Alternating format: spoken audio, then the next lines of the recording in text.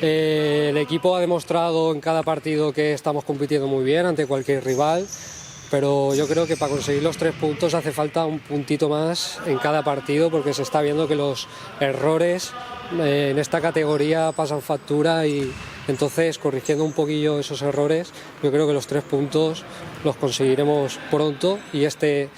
sábado tenemos una prueba muy buena en Manzanares para decir que nosotros estamos aquí en esta categoría, que queremos mantenernos y nada,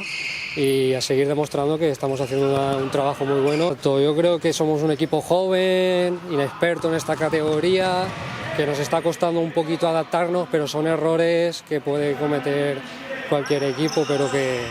estamos trabajando muy bien, estamos compitiendo muy bien ante cualquier equipo, y creo que esos errores al final aprenderemos y podremos